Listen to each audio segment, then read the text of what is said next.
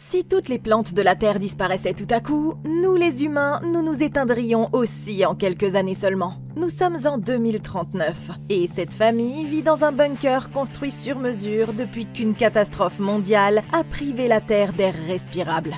Mais ils ne savent pas à qui ils peuvent faire confiance maintenant que règne le chacun pour soi. Et une toute petite erreur va les amener à devoir se battre pour survivre. Aujourd'hui, je suis là pour vous expliquer les erreurs commises, ce que vous devriez faire et comment survivre à l'apocalypse oxygène dans Breathe. Ce bunker est sur le point de se transformer en piège mortel. En fin d'après-midi, sur un toit de Brooklyn, ce scientifique Darius est en train de balayer la poussière d'un panneau solaire quand il est averti que sa réserve d'oxygène est en train de s'épuiser. Inquiet, il appelle son père âgé qui est occupé à explorer une librairie à proximité. Et l'homme le rassure en lui disant qu'il sera de retour à temps. Mais c'est là qu'il commet sa plus grosse erreur. Il marche dans une des allées quand tout à coup le sol se dérobe sous ses pieds, le laissant pendre au-dessus du sol tandis qu'il s'efforce d'atteindre sa bouteille d'oxygène. Darius entend son appel à l'aide et se précipite aussi vite qu'il le peut, raccordant le tuyau tout en suppliant son père de rester éveillé. Mais il arrive trop tard, et l'homme meurt avant que Darius ne puisse le sauver. Et ça fait un mort, et il en reste 6. Le cœur brisé, il finit par retourner au bunker où sa femme Maya et sa fille Zora remarquent que grand-père n'est pas revenu. Après avoir expliqué ce qui s'est passé, il dit qu'il va enterrer l'homme dans le cimetière à côté de sa mère. Mais c'est un voyage dangereux à travers la ville à plus de 8 km de là. Cette nuit-là, Darius vérifie leur système de survie et découvre que la situation est pire que ce à quoi il s'attendait. Il y a un problème avec le générateur d'oxygène et ils seront tous morts dans quelques mois s'ils ne trouvent pas de moyen de le réparer. Après avoir serré sa fille dans ses bras une dernière fois, il sort et dit au revoir à travers la caméra. Mais aucun d'eux ne réalise que c'est la dernière fois qu'ils se voient vivants. Ok, cette famille démarre difficilement. Et Zora, ici présente, ne se rend même pas compte que son père ne reviendra pas. C'est 50% de la famille qui vient de disparaître en moins de 24 heures. Et le pire, c'est que c'était parfaitement évitable. Tout d'abord, Papy, ici présent, n'aurait jamais dû partir tout seul. En l'absence d'oxygène, chaque seconde passée à l'extérieur devient une question de vie ou de mort, ce qui rend la sortie du bunker aussi dangereuse qu'une balade dans l'espace. Ils ne devraient sortir à l'extérieur que pour des tâches absolument essentielles à leur survie. Et aller chercher quelque chose à la librairie n'en fait tout simplement pas partie. En se séparant, il ne se met pas seulement dans une position dangereuse, mais il met aussi en danger Darius et le reste de la famille qui devront risquer leur vie pour le sauver s'il arrive quelque chose. Et s'il se souciait vraiment de l'avenir de Zora, son objectif le plus important devrait être d'assurer la sécurité de la famille. En plus, comme ça fait presque 5 ans que la société s'est effondrée, ils auraient dû en conclure que ces bâtiments étaient prêts à s'écrouler à tout moment. C'est pourquoi faire confiance au sol était une grave erreur. Si vous vous retrouvez un jour à fouiller dans des bâtiments abandonnés pendant l'apocalypse, veillez à rester près des murs au lieu de vous placer au centre de la pièce, parce que c'est sur les bords extérieurs que le sol est généralement le plus stable. Toutefois, même sans l'accident de son père, ils prenaient tout de même un risque énorme en réduisant autant leurs réserves d'oxygène. Au lieu de laisser leur bouteille se vider au point qu'une petite erreur puisse se transformer en catastrophe, ils auraient dû suivre la règle des tiers, comme le font les plongeurs spéléologues expérimentés. Par sécurité, ils laissent toujours au moins 2 tiers, ou 66% de leur réservoir disponible pour le trajet de retour. Le dernier tiers étant réservé au cas d'urgence. Laisser leur réserve d'air descendre jusqu'à 20% était un risque insensé que personne ne devrait jamais prendre. À partir de maintenant, la famille va donc devoir rester ensemble, éviter de s'aventurer dans des bâtiments dangereux et garder au moins 60% d'oxygène pour le retour chaque fois qu'elle s'aventurera à l'extérieur. Maintenant, tout ça étant dit, Darius n'a pas décidé de partir pour ce périple sans raison. En fait, il n'a pas l'intention de revenir, parce qu'il sait que leur générateur d'oxygène ne peut pas les maintenir en vie tous les 3. Mais même avec une personne en moins, elles seront toujours en sursis. Donc, si Zora et sa mère veulent survivre, elles vont devoir trouver un moyen de le réparer. Plus tard, nous apprenons que les dispositifs d'épuration du CO2 de la machine ne sont pas assez efficaces. Dans un environnement fermé comme celui-ci, l'accumulation d'une trop grande quantité de CO2 peut être tout aussi fatale qu'un manque d'oxygène. Les filtres à CO2 fonctionnent en retenant chimiquement le dioxyde de carbone présent dans l'air. Les meilleurs matériaux à utiliser sont l'hydroxyde de lithium, souvent utilisé dans les sous-marins et les engins spatiaux, ou la soude caustique, couramment utilisée dans les recycleurs et les appareils d'anesthésie. L'hydroxyde de lithium est très efficace, mais il est plus difficile à trouver. Et pour les chercher, elles devront se rendre dans d'anciens sites industriels, des installations militaires et aérospatiales, ou des entrepôts de produits chimiques. La soude caustique n'est pas aussi efficace, mais elle devrait être beaucoup plus facile à trouver dans les hôpitaux, les magasins de plongée, les stations d'épuration et les chantiers de construction. En cas d'échec, elles pourront toujours essayer de fabriquer de la soude caustique maison en mélangeant de l'hydroxyde de calcium et de l'hydroxyde de sodium, dans une proportion de 80-20%. Et ouais, elles peuvent trouver tout ce dont elles ont besoin dans de simples produits chimiques à usage domestique. Une fois qu'elles auront trouvé le nouveau matériau, elles pourront l'utiliser pour réparer les épurateurs et leur redonner une efficacité maximale, ce qui leur donnera au moins quelques années de plus pour trouver un moyen d'améliorer encore plus la conception de l'appareil. Comme la famille est constituée de génies, le plus difficile sera sans doute de trouver les produits nécessaires, mais elles vont bientôt se rendre compte qu'elles ne sont pas les seules à manquer de temps. Le temps passe et 5 mois s'écoulent sans aucun signe de retour de la part du père. Elles doivent finalement faire face à la dure réalité. Darius ne reviendra pas. Ça en fait donc 2 de moins et il en reste 5. Certaines nuits, Zora prend la radio pour s'occuper et elle diffuse l'histoire de sa vie juste pour le plaisir. Elle raconte en détail comment son père a construit le bunker et où ils vivent depuis que le monde extérieur s'est effondré. La jeune fille est bien sûr persuadée qu'elle et sa mère sont les 2 seules personnes encore présentes sur Terre, mais elle va bientôt découvrir qu'il y a peut-être une autre personne qui l'écoute en fin de compte. Un jour, elles sont censées chercher des vivres quand Maya surprend sa fille en train de se chercher de nouveaux vêtements. Frustrée, elle engueule la jeune fille pour ne pas avoir répondu à ses appels et lui ordonne de retourner au bunker, agacée qu'elle soit occupée à faire des bêtises au lieu de se concentrer sur leur survie. Cette pauvre femme essaie juste de trouver un peu de sérénité quand la jeune fille passe ensuite toute la nuit à mettre de la musique à fond et à lancer une balle contre le mur sans but précis, essayant par tous les moyens de supporter l'ennui. Son père lui manque manifestement.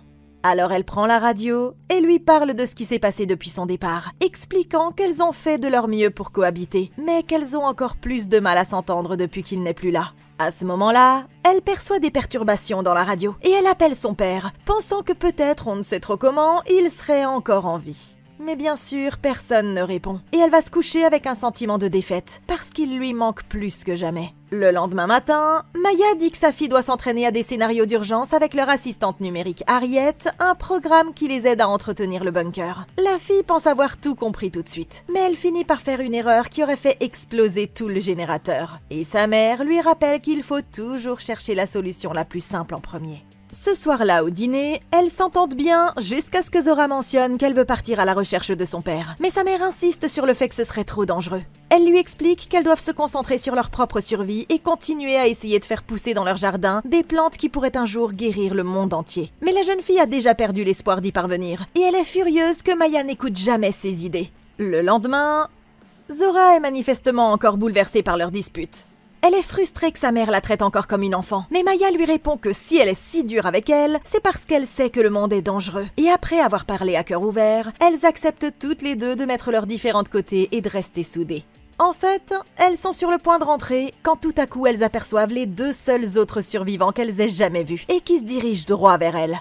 Il s'agit d'un homme et d'une femme qui poussent un caddie rempli de fournitures, mais ils sont aussi lourdement armés. Maya tire rapidement sa fille derrière une voiture avant qu'il ne la remarque. Repérant l'abri, ils se précipitent tous les deux et commencent à frapper à la porte, l'homme essayant immédiatement de forcer l'entrée. Après avoir constaté que la porte ne bouge pas, ils se séparent et décident de chercher une autre entrée.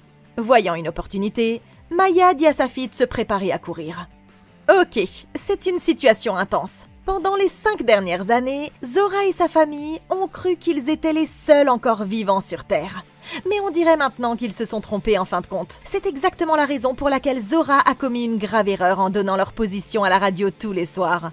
Elles ont toujours pensé qu'il n'y avait plus personne, mais dans un monde où il faut littéralement se battre pour pouvoir respirer, annoncer à qui veut bien l'entendre qu'on a le meilleur abri du monde n'est pas vraiment l'idée la plus brillante qui soit. Maintenant, à cause de ce qui s'est passé, Maya et sa fille doivent prendre une décision cruciale sur la façon de réagir face à ces visiteurs indésirables. Elles ne savent pas qui sont ces survivants, ni ce qu'ils veulent, mais d'après leur approche, il ne semble pas qu'ils viennent en paix. Je veux dire, la femme portait un fusil bien visible avant même qu'il ne se présente. Et son pote a commencé à essayer de démolir cette foutue porte dès qu'ils sont arrivés devant. Même s'ils sont prêts à coopérer, leur équipement et leur approche montrent qu'ils sont suffisamment désespérés pour faire tout ce qu'il faudra pour assurer leur propre survie. Les filles ne savent pas non plus s'ils sont seuls ou si des renforts attendent au prochain coin de rue. Alors, pour le moment, il vaut mieux que Zora et sa mère ne prennent aucun risque. Si c'était moi, j'essaierais de rester cachée ici et d'observer ces deux-là le plus longtemps possible sans révéler notre position. Ça leur laisserait plus de temps pour déterminer si ces survivants ont de mauvaises intentions ou non, plutôt que d'entamer une négociation hostile ou de se jeter tout de suite dans un combat ouvert. Leur meilleure chance est d'attendre qu'ils soient distraits et d'essayer de se faufiler jusqu'au bunker sans qu'ils s'en aperçoivent. Mais avec leur réserve d'air limitée, elles finiront par être obligées de se confronter à eux si ces deux-là ne quittent pas la porte des yeux. La bonne nouvelle, c'est que les survivants viennent de se séparer et que seule la femme porte une arme. Donc maintenant, Maya et sa fille ont l'avantage à 2 contre 1. Mais comme je l'ai dit, elles ne connaissent pas son niveau de compétence et ne savent pas si ces gens ont des renforts. Elles doivent donc rester prudentes. Zora devrait, sans se faire remarquer, se déplacer furtivement pour contourner la femme, tout en se positionnant le plus près possible de la porte du bunker. Ensuite, une fois qu'elles seront prêtes, Maya pourra entamer les négociations en faisant comme si elle était seule. Et si les choses tournent à l'hostilité, alors Zora sera dans la meilleure position pour soit neutraliser la menace avant qu'il ne la voie, soit l'utiliser comme bouclier de viande et courir vers le bunker si elle n'a pas d'autre choix pour assurer sa propre survie. À ce moment-là, une de leurs alarmes de niveau d'oxygène se déclenche, ce qui fait comprendre à la femme qu'elle est surveillée. Elle se retourne, lève son arme et commence à chercher la source du bruit. Sur le toit, son partenaire trouve des traces récentes de pas dans la poussière, ce qui prouve qu'elles ne doivent pas être loin. Le temps que la femme atteigne leur cachette, la mère et la fille ont déjà disparu. Mais dès qu'elle détourne le regard, Maya arrive par derrière et la plaque au sol sans ménagement, s'emparant de son fusil et laissant la femme se débattre dans la poussière.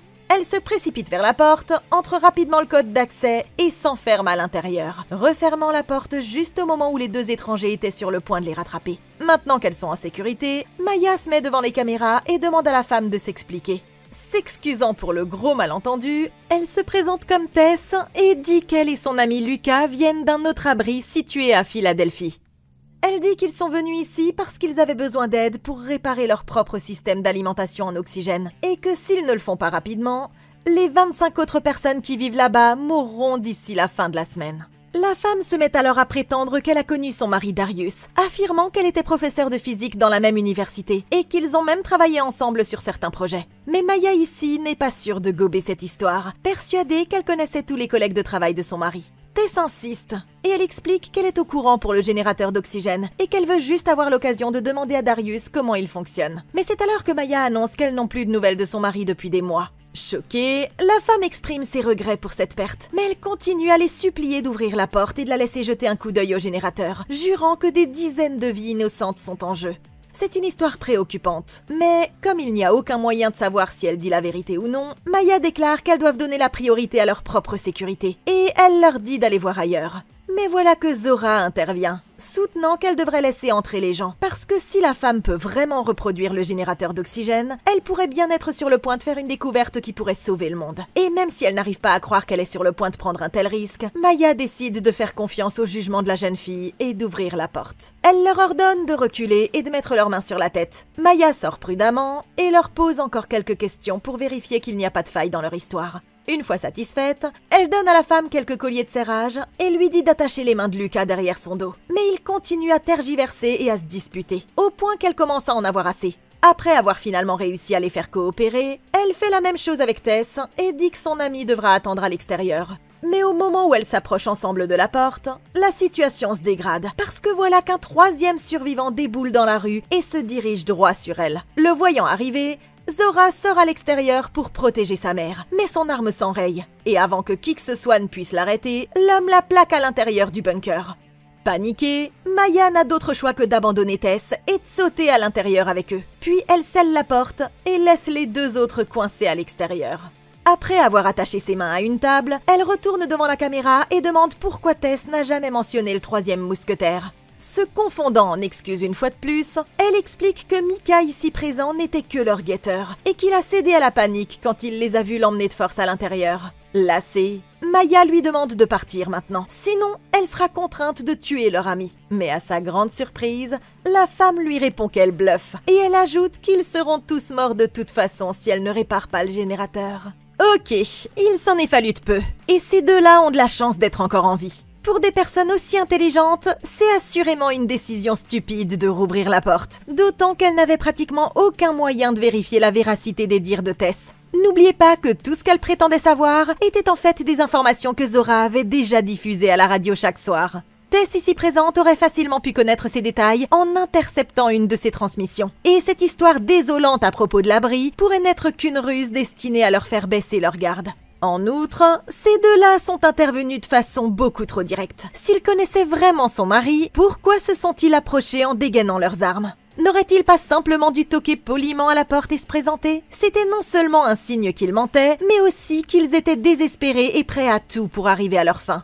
Maintenant que ça c'est dit, la façon la plus simple de tester les failles de leur histoire aurait été de faire en sorte que Tess soutienne son affirmation d'être professeur de physique. Maya et Zora sont toutes les deux incroyablement intelligentes, et elles ont également leur IA Harriet qui les aide à gérer le bunker. Donc elles devraient utiliser leurs connaissances combinées pour lui poser des questions qui seraient simples pour une vraie physicienne, mais qui seraient rapidement révélatrices s'il s'agit d'une menteuse. Je lui demanderai quel domaine elle a étudié, ou de m'expliquer en termes simples un concept de physique avancé mais bien connu. Comme, je sais pas moi, le principe d'incertitude d'Heisenberg. En faisant ça, il ne leur faudrait pas longtemps pour découvrir si c'est vraiment une scientifique, ou si elle a simplement inventé cette histoire sur le coup. Et si elles réussissent à la démasquer pour avoir menti sur son parcours, elles n'auront alors plus aucune raison de lui faire confiance. Mais qu'elle lui fasse confiance ou non, ça ne change rien au fait que ces deux-là refuseront de partir tant qu'ils n'auront pas vu le générateur à oxygène, et qu'ils voudront aussi remplir leur propre bouteille d'oxygène avant leur voyage de retour. En plus de tout ça, elles doivent maintenant s'occuper du prisonnier Mika, qui ne va pas pouvoir rester très longtemps parce que le générateur n'a assez de puissance que pour 2 personnes.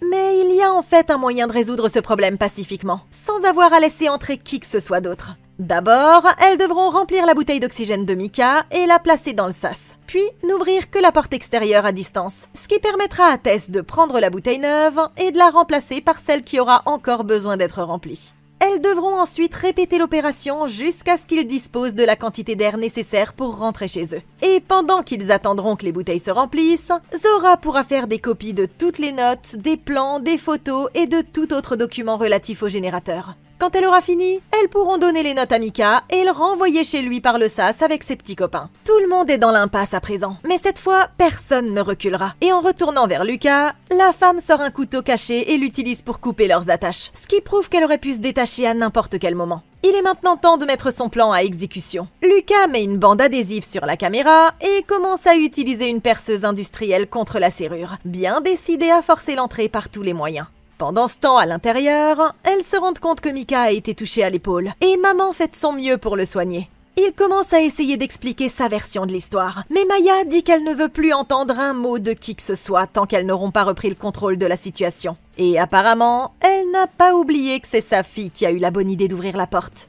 Le laissant attaché, Zora et sa mère s'éloignent pour discuter de la situation en privé. Même après tout ce qui s'est passé, la jeune fille veut encore leur donner une chance. Mais Maya insiste sur le fait qu'elle ne fait plus confiance à cette femme et à ses amis. Tout à coup, une alarme se déclenche, les avertissant d'une tentative de violation de la sécurité. Et elle réalise alors que les autres survivants ont recouvert leur caméra de scotch. Lorsqu'elles s'approchent de la porte, elles entendent le bruit de la perceuse de l'autre côté. Et Lucas annonce que ce n'est qu'une question de minutes avant qu'il ne puisse entrer. Mais c'est alors que Zora imagine un plan. Elle se souvient que la perceuse fonctionne avec une batterie, et elle demande à sa mère de lui trouver du fil de cuivre et une lampe de poche. Elle se précipite vers le sas et l'utilise pour court-circuiter la perceuse de Lucas alors même qu'il s'apprêtait à entrer.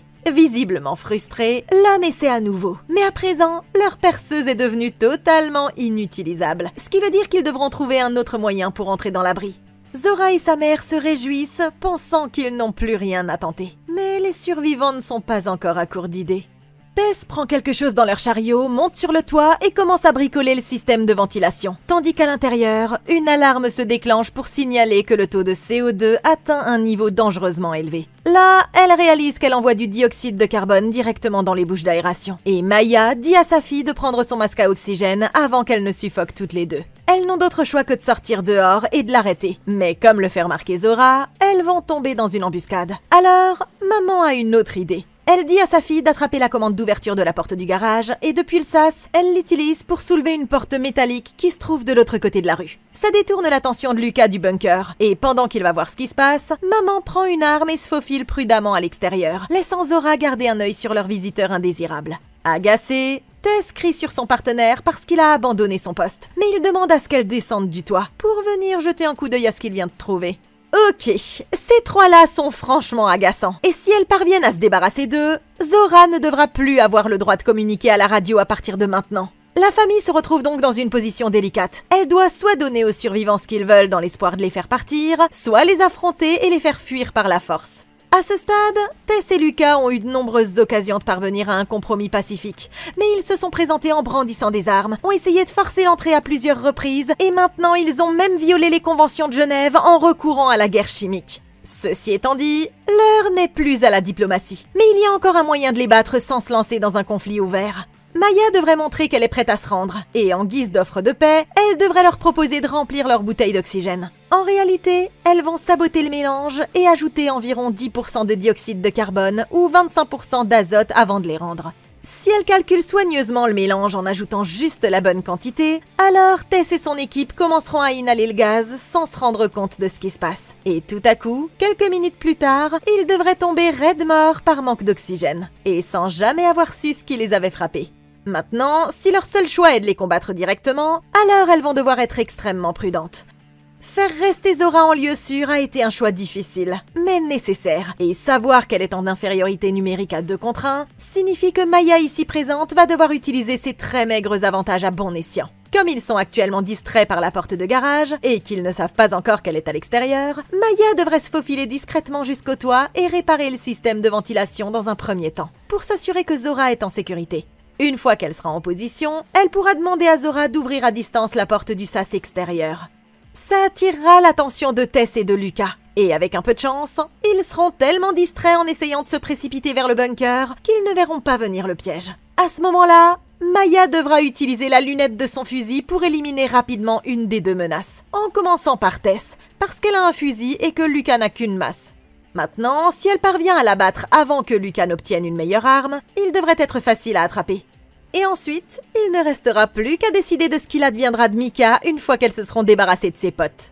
À l'intérieur, l'otage se rend compte qu'il n'a plus beaucoup de temps avant de manquer d'air, et il commence à essayer de tromper Zora pour qu'elle lui donne un masque à oxygène en disant qu'il a une fille lui aussi. Mais la jeune fille ne se laisse pas convaincre, et elle le laisse livrer à lui-même. Dehors, la femme court à la rencontre de son ami, et elle se rend compte qu'il s'agissait d'un piège. Mais dès qu'il se retourne, Maya ouvre le feu sur eux depuis le toit, les obligeant à se réfugier derrière un mur.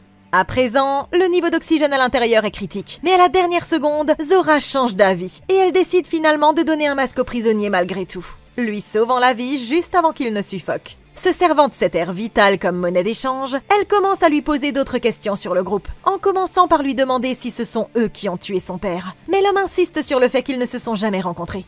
Cette partie de l'histoire, au moins, semble crédible. Mais il va un peu trop loin quand il demande à la jeune fille d'ouvrir à nouveau la porte, expliquant que si elle laisse Tess mourir, elle ne saura jamais si la femme aurait vraiment pu sauver le monde. Finalement, l'alarme s'éteint et ils se rendent compte que sa mère a réussi à dégager les conduits d'aération, rendant l'air à l'intérieur du bunker à nouveau respirable. Mais ils ne sont pas encore sauvés pour autant. À l'extérieur, Tess réalise qu'il y a un moyen de retourner la situation contre la famille, parce qu'il pourrait très bien capturer Maya. Et alors, sa fille n'aura plus d'autre choix que d'ouvrir la porte. Son partenaire craint que ça ne fonctionne pas, mais étant donné que la jeune fille était de leur côté jusqu'à présent, elle décide que ça vaut la peine de tenter leur chance. Ils se mettent en position, et go! La femme ouvre le feu, ce qui oblige Maya à rester au sol. Pendant ce temps, son ami traverse la rue et commence à avancer furtivement sur l'échelle. À ce moment précis, il se jette sur Maya par derrière, la plaquant au sol et lui arrachant son arme. En parallèle à l'intérieur, le prisonnier parvient à se libérer et il attaque Zora, la renversant pendant qu'ils se battent pour le fusil. Elles font toutes les deux de leur mieux pour se défendre, mais les autres survivants finissent par l'emporter. Et il semble maintenant que les rôles soient inversés, puisqu'ils contrôlent totalement la situation. Ou du moins, c'est ce qu'ils pensent. Le groupe de Tess retire le scotch de la caméra et montre à la jeune fille qu'ils ont sa mère en otage. Ils sont censés comprendre que Mika a réussi à prendre le contrôle de la situation, mais il est incroyablement désorienté et n'arrive pas à ouvrir la porte. Zora se rend alors compte que ses blessures sont beaucoup plus graves qu'il ne le pensait. Et un instant plus tard, il s'effondre d'un seul coup sur le sol. Et ça fait 3 morts, et il en reste 4. Ok, bon, là on dirait qu'elles sont vraiment dans la merde. Le pauvre Darius doit se retourner dans sa tombe non identifiée en voyant que le bunker qu'il a passé toute sa vie à construire est sur le point de tomber entre les mains de l'ennemi. Et le pire, c'est que c'est sa propre fille qui a enfoncé le dernier clou dans le cercueil. C'est vrai, Zora, ne crois pas que j'ai oublié que tout ce désastre est entièrement de ta faute. Ton père t'a fourni tout ce dont tu pouvais avoir besoin pour survivre, mais en moins de 5 mois, tu as réussi à faire capoter toute l'opération. À présent, tu auras de la chance si tu t'en sors vivante, parce que Zora, tu as sérieusement merdé. Dans une apocalypse, Tout le monde sait que la règle numéro 1 d'un bunker, c'est de ne surtout jamais parler de son bunker. Dire au monde entier et à des charognards potentiellement dangereux où tu te trouvais, c'était déjà une mauvaise idée. Mais convaincre ta mère de leur faire confiance alors qu'ils viennent d'arriver sans rien d'autre à offrir qu'une histoire manifestement inventée de toutes pièces, c'est complètement dingue et c'est même la chose la plus stupide que tu pouvais faire. Tu sais, pour quelqu'un qui est censé être une sorte de mini super génie, je trouve que mourir attaché à une table dans ton propre bunker rempli d'oxygène et de provisions est une façon assez bête de s'éteindre. Alors, désolé Zora, mais on dirait que tu as merdé. Les survivants se sentent frustrés parce que tout devient silencieux. Et Lucas lui donne un ultimatum en lui disant qu'elle a 5 secondes pour ouvrir la porte. Sinon, sa mère sera morte. Mais elle réussit à atteindre la radio du mort juste à temps pour expliquer ce qui s'est passé. Elle est attachée, ce qui veut dire qu'elle ne peut pas rejoindre la porte. Alors, les autres commencent à menacer Maya pour que ce soit elle qui ouvre au lieu de ça. Mais il y a un problème. La porte ne s'ouvre pas sans une carte clé, et elle a laissé la sienne à l'intérieur. La seule autre carte est celle de son mari, et aucun d'entre eux n'a assez d'oxygène pour faire le long trajet jusqu'à la tombe de sa mère. Mais elle a une idée sur la façon dont il pourrait l'atteindre. Munie de la réserve d'oxygène, elle les conduit jusqu'à la vieille voiture de la famille, cachée dans un garage à proximité. Et ils sont tous soulagés de constater qu'elle fonctionne toujours. Les deux femmes montent à l'intérieur tandis que Lucas restera sur place pour surveiller le bunker, craignant que la fille ne tente de s'échapper pendant leur absence. Avant de partir, elle oblige Tess à promettre à sa fille que tout ira bien. Mais la vérité, c'est que l'une d'entre elles seulement reviendra de ce périple. Alors qu'elle roule dans les rues abandonnées, Maya explique à la femme ce qui est arrivé à son mari. Mais c'est alors qu'elle lui avoue quelque chose que même sa fille ne sait pas. Elle sort un mot et révèle qu'il lui avait parlé du problème avec le générateur d'oxygène et que c'est en partie la raison pour laquelle il avait choisi de partir. Il savait que le système ne fonctionnerait pas durablement, mais en réduisant les effectifs à 2 personnes, il donnait au moins à sa fille un peu plus de temps pour trouver un moyen de le réparer. C'est une tragédie, même s'il l'a fait pour sauver sa famille. Et elle n'a jamais été capable de dire la vérité à Zora, sachant pertinemment qu'elle ne verrait pas les choses de la même façon. Les deux femmes finissent par arriver au cimetière situé à la périphérie de la ville. Et Maya trouve enfin le corps de son mari qui repose contre la tombe de ses parents. Le cœur brisé, elle se penche sur son corps pour lui rendre un dernier hommage. Mais Tess ne cesse de la presser et de lui dire qu'elles doivent se dépêcher. Elle trouve son sac à dos à côté de lui avec la carte magnétique et un Glock chargé à l'intérieur. Mais tout à coup, la batterie de la voiture s'éteint, les laissant en rade sans aucun moyen de rentrer. Leur seul choix maintenant est de marcher. Et elles savent toutes les deux que la jambe de Maya est trop blessée pour faire le voyage.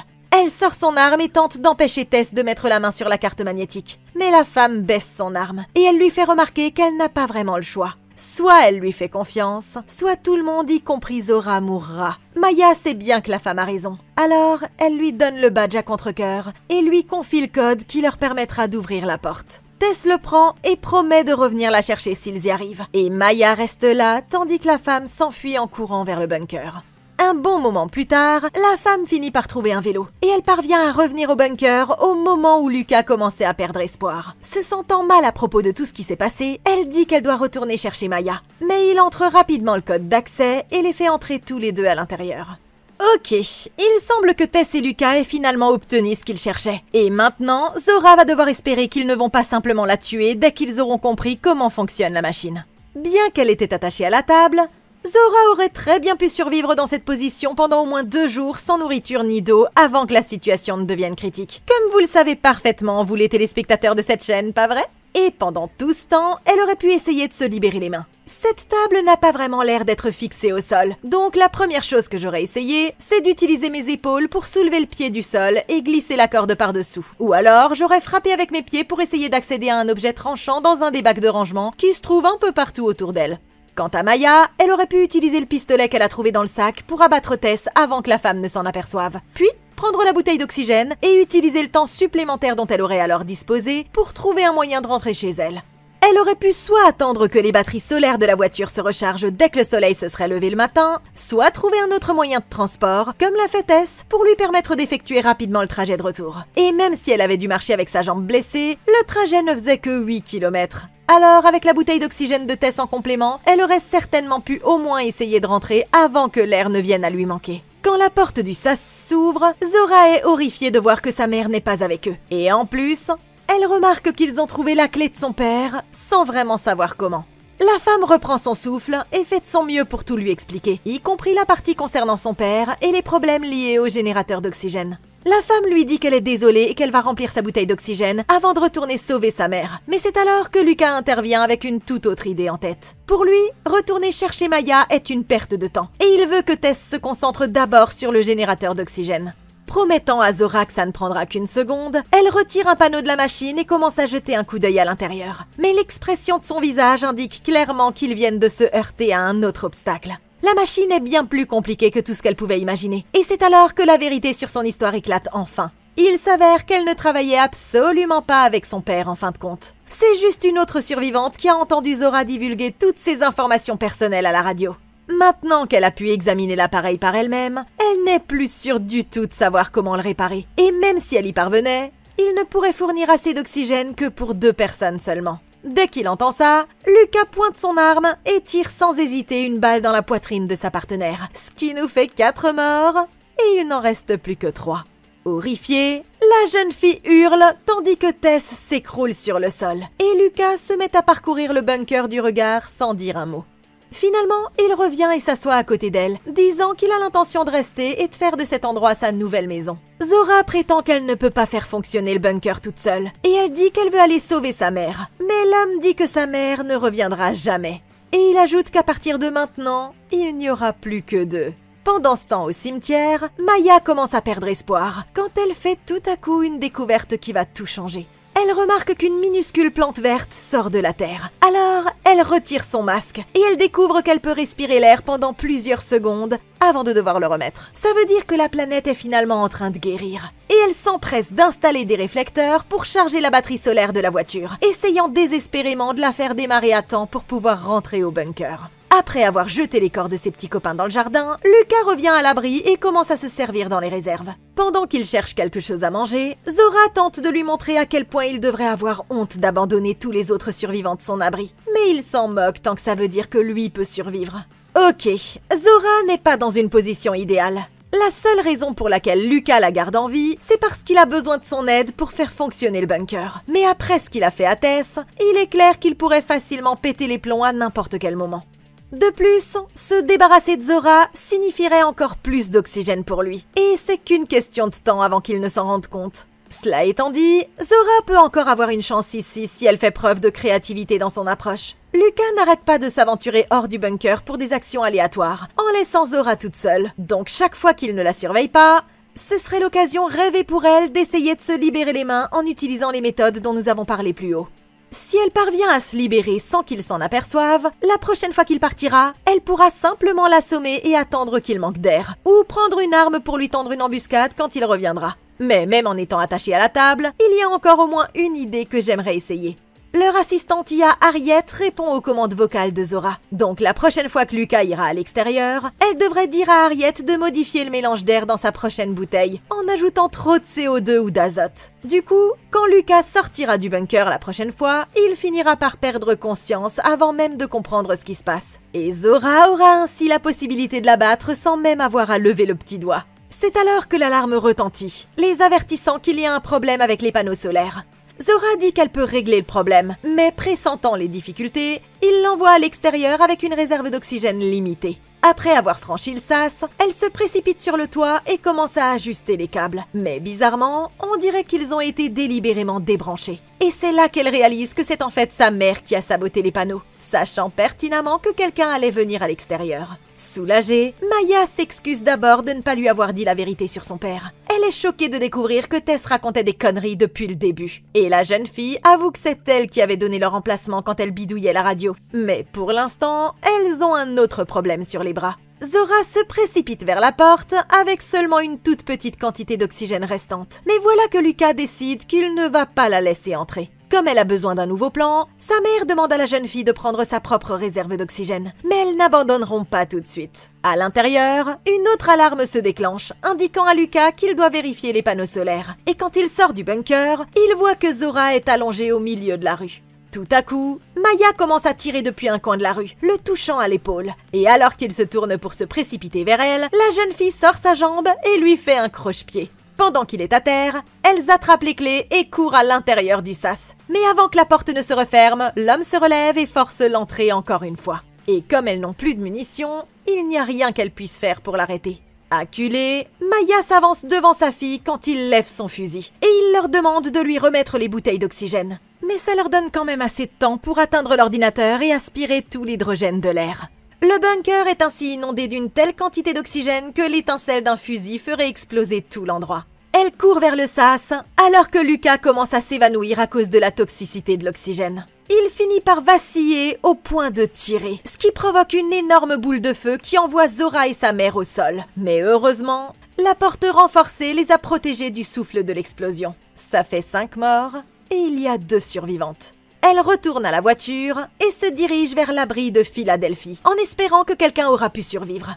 Elles manquent cruellement d'oxygène quand elles atteignent enfin l'endroit, et bien qu'elles essaient de tenir le plus longtemps possible, elles s'évanouissent toutes les deux juste après avoir atteint les marches de l'entrée. À un moment donné, Maya se réveille à l'intérieur du bunker, et elle réalise qu'elles ont finalement réussi à survivre. Alors qu'elle se lève pour regarder autour d'elle, un homme plus âgé vient lui expliquer que sa fille a réussi à réparer leur générateur d'oxygène, ce qui veut dire que maintenant, elles sont toutes les deux à nouveau en sécurité. En fin de compte, ça prouve que Tess était la plus grande des idiotes. Parce que si elle avait été honnête dès le début, au lieu d'inventer une histoire à dormir debout, tout ça ne serait jamais arrivé. Breathe. Respire. Vous voyez ce que je veux dire? Elles essayaient de respirer dans toute cette merde. Mais bref, vous devez me dire ce que vous auriez fait différemment dans cette situation. Tout ça aurait pu être facilement évité si elles s'en étaient tenues au plan. Comment se fait-il que les gens de ces films ne s'en tiennent jamais au plan? En tout cas, laissez un like, abonnez-vous et consultez la playlist de Comment battre pour d'autres vidéos comme celle-ci. Je suis là pour vous. Nous, on se retrouve dans la prochaine vidéo. Et d'ici là, passez une excellente journée!